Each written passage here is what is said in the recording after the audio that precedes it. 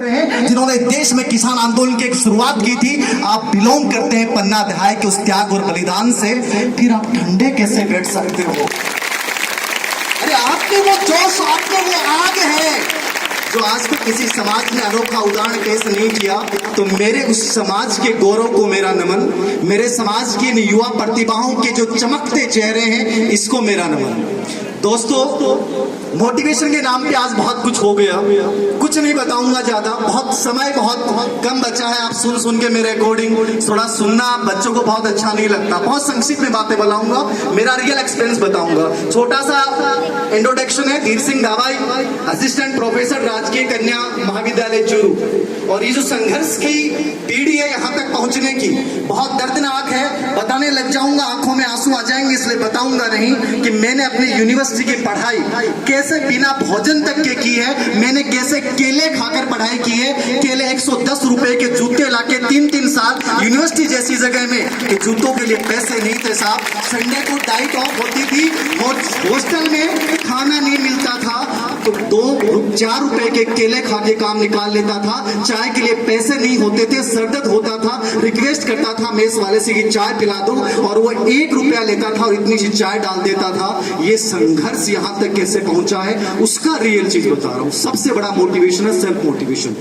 हम गरीब परिवार में पैदा हो जाते हैं, हमारा भाग्य हो सकता है, लेकिन गरीब मर जाओगे तुम लोगों का दुर्भाग्य होगा। गरीब मरना नहीं है, भगवान ने इतनी ताकत दी है आपके अंदर, और आप तो देव नारायण भगवान के अनुयायी हो।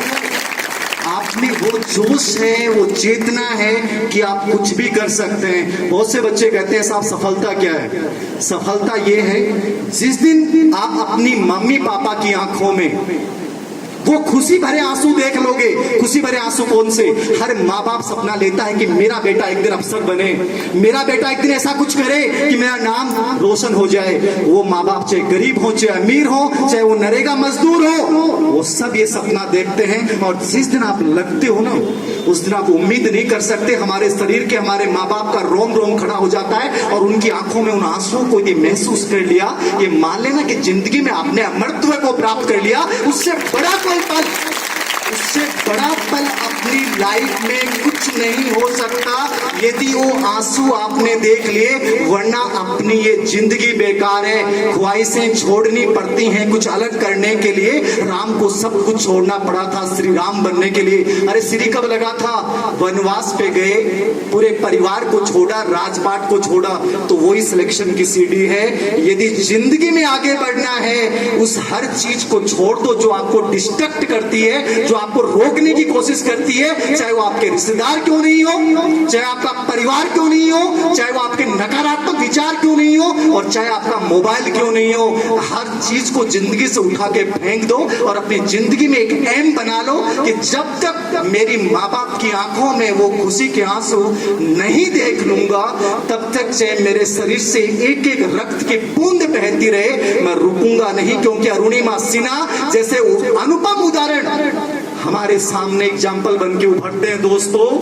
तो अपने शरीर में वो ताकत पैदा करके चलो, और वो ताकत किसकी है? आपके माँ बाप के सपनों की है। और जब भी हिम्मत टूटने लगे तो याद कीजिएगा अपनी माँ की उस असहनीय दर्द को, जब आप गर्भ में थे लेकिन आपको जन्म देना जरूरी था, क्योंकि उसको लगता था कि एक दिन मेरा बेटा है, बेटी पैदा होगा और वो मेरा नाम रोशन करेगा। फिर भी हिम्मत टूटने लगे तो अपनी माँ के उस पल को याद कीजिएगा, जब रात को पूरी रात बुखार होती थी और आप तपते थे, लेकिन वो माँ पूरी रात आपके लिए जगती थी, क्योंकि उसे लगता था कि मेरे बेटे को कुछ नहीं हो जाए। और फिर भी हिम्मत टूटने लगे तो याद करना अपनी माँ के उस पल को, जब आप सोते सोते गीले हो जाते थे, लेकिन उसको नींद नहीं आती थी। उसे लगता था कोई कीड़ा, कोई मकोड़ा कुछ खा नहीं जाए, और पूरी रात आपको पलट पलट के सुलाती थी।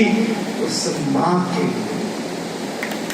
माँ के लिए एक बार वो करके दिखाना है आपको जो उन्होंने छोटा है, सोचा है। ज्यादा कुछ बोल नहीं पाऊंगा, बोलने की इच्छा थी, बहुत ज्यादा बोलने की इच्छा थी, लेकिन वक्त कम है। बहुत से हमारे बाहर से अतिथि आए हुए हैं, सबसे संभव नहीं हो पाएगा। दोस्तों, पिछले 10 साल से पहले स्कूल लेक्चर था, कॉलेज लेक्चर बन गया, कोचिंग्स में पढ़ा रहा हूँ, सिक्कर, झुंझुनू, उदयपुर, तीनों जगह जाता हूँ। साइकोलॉजी की 6 किताबें चलती हैं। मनोविज्ञान के नाम पे मैं ये जो गुजर छात्रावास बनाया है, अर्जुन जी, पोकर जी, इनकी जो टीम ने एक गजब का त्याग और बलिदान का प्रतीक है। मैं आपसे निवेदन करूंगा, जब इस समाज के लिए मेरा दूसरा प्रोग्राम है, एक प्रोग्राम कुलदीप जी के साथ मैंने अटेंड किया था, पीलूपुरा टोंक में।